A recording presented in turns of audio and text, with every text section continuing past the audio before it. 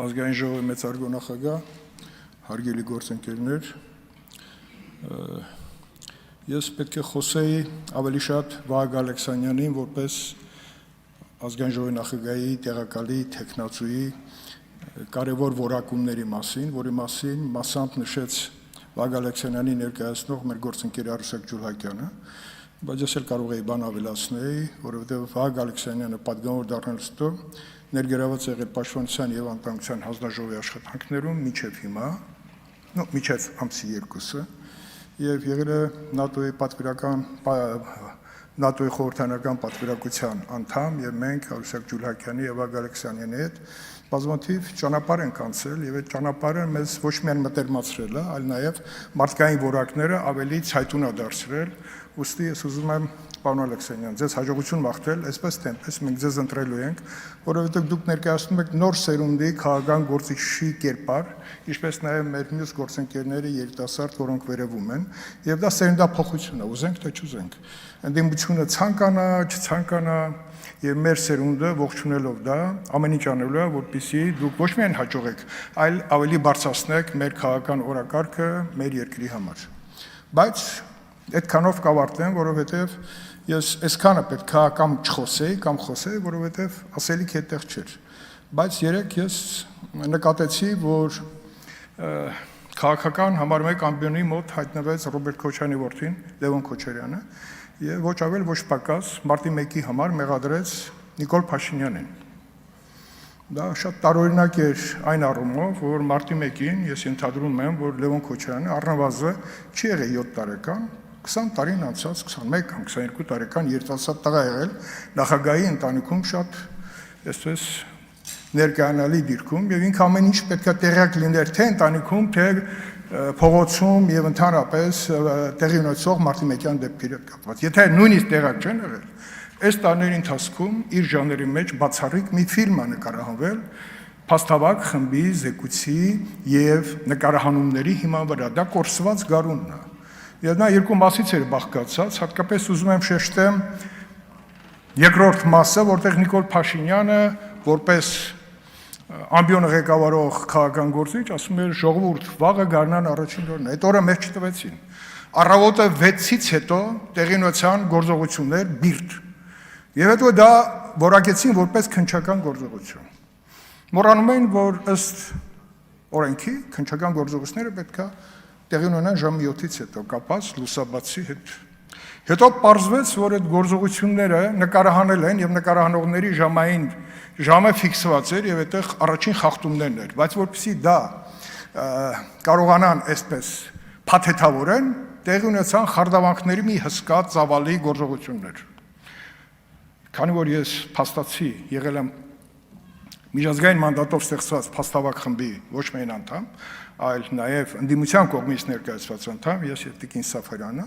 եւ մենք մեր աշխատանքի արդյունքում ունենալով մեր հետևում քաղաքական այն մեծ համակարգը, որը ձևավորված է ընտրությունների հետ ընտրական process-ի ընթացքում, մենք կարողացանք իրացնել մի գործողություն, որը տևեց 7 ամիս եւ մենք ունեցանք 5 զեկույց։ Եվ հիմա միեդի որոշման մեջ արձանագրումներ կան 5 զեկույցներից։ Դրանք անշրջելի զեկույցներ են, որոնց մեջ ներառված են եղել ներքին զորքերի սպա կապիտան Համլետ Թադևոսյանի հանգամանքներից սկսած մինչև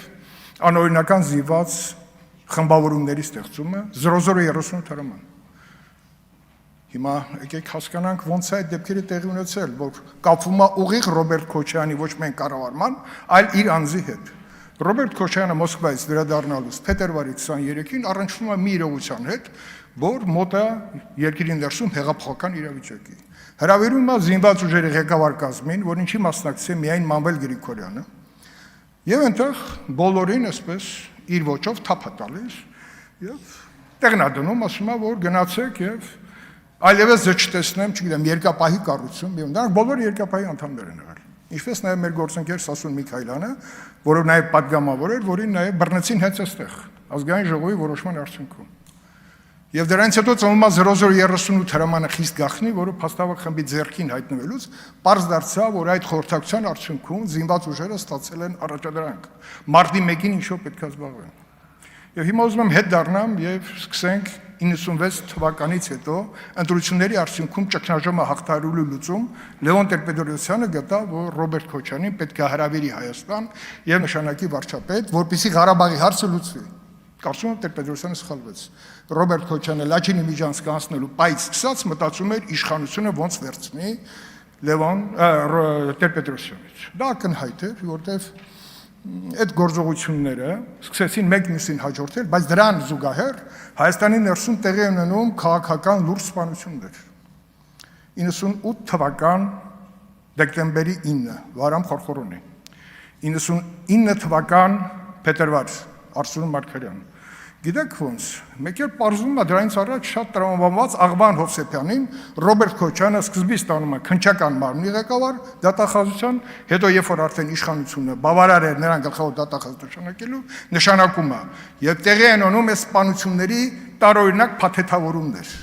Հետո կանդրադառնում հոկտեմբերի 27-ին։ Փաթեթավորումը ո՞րն էր։ Խորխորոնու սպանությունը այդպես էլ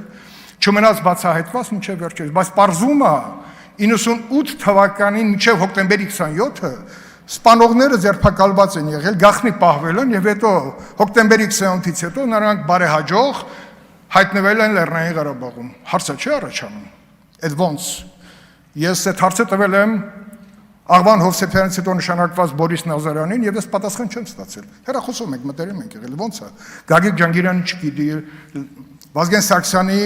մտերիմ շրջապատը չգիտես ինչա տեղ ունենում, բայց ես հիշեցնում եմ, որ Պաշտպանության նախարարությունում հավաքված սպայակազմը պայման էր դրել Սերժ Սարգսյանի առաջ, որ անմիջապես ժամանակ երկրորդ բացահայտվի Վարամ Խորխորոնի սպանությունը։ Դեռ չգիտենք, որ Արսուն Մարգարյանի սպանությունը հետևում սպասում է։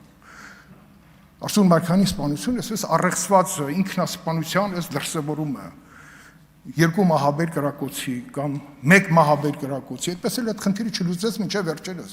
Երբ որ գնում եք Եռաբլում, Աշթեյուրը Արսուն Մարգարյանի գերեզմանա, որտեղ Արտաշիրիմում է տեղի ունեցել, որտեղ նոր պարզվեց, որ Արսուն Մարգարյանի ձեռքը այնպես ավանացված, որ ինքը այդ ձեռքով չէր կարա բաճկոնի հետևից կրակել գալքին։ Եվ հիմա կալանքի որոշում է կասել քննիչը վարդարացի Թիկնապաների մասով է, թիկնապաների առեղծված է, այսպես, որտեղից եկան, ուր գնացին, այդպես էլ նախաքննական մարմինը չկարողացավ լուծում գտնի, որտեղ են նրանք, որտեղից հայտնվեցին, ուր գնացին, նրանք մեկը գտնվում է Ֆրանսիայի տարածքում, գիտեմ, Արսեն անունով։ Բայց դա արդեն նախաքննական մարմնի արդեն աշխատանքը պետք է լինի, որի խնդիրը պետք է լուծում ստանա։ Հիմա գանք ինչ տեղի ունեցավ հետագա զարգացումներում։ Իշխանության խնդիր էր։ Վազգեն Սարգսյանը եւ Կարեն Դեմիրճյանը ձևավորեցին նոր իշխանություն, որովհետեւ Վազգեն Սարգսյանը համոզված էր, որ երկրում պետքա ձևավորի համերաշխության մթնոլորտ։ Եվ դրա համար էր, որ Դաշնակցության ներկայացուցիչ Վահան Հովհաննիսյանը նշանակվեց Պաշտպանության եւ Անվտանգության հանձնաժողովի նախագահ։ Հիշեցնեմ, դա այդպեսի պահել է եղել։ Եվ խնդիրը մեր երկրում այդ մթնոլորտը պետքա ձևավորել մեր երկրի անվտանգային միջավայրը ուժեղացնելու, ուժեղ պահելու համար։ Ինչ տեղի ունեցավ։ Տեղի ունեցավ հոկտեմբերի 27։ Եվ բոլորը, որով հարստացել են, ինչի մասին խոսում են մանկապարտեզներ, ֆլան-ֆստան, տեղի ունեցավ միայն հոկտեմբերի 27-ից հետո։ Ունեցվածքի բաժանում, մանկապարտեզների սեփականաշնորհում, իրար հրմշտոց,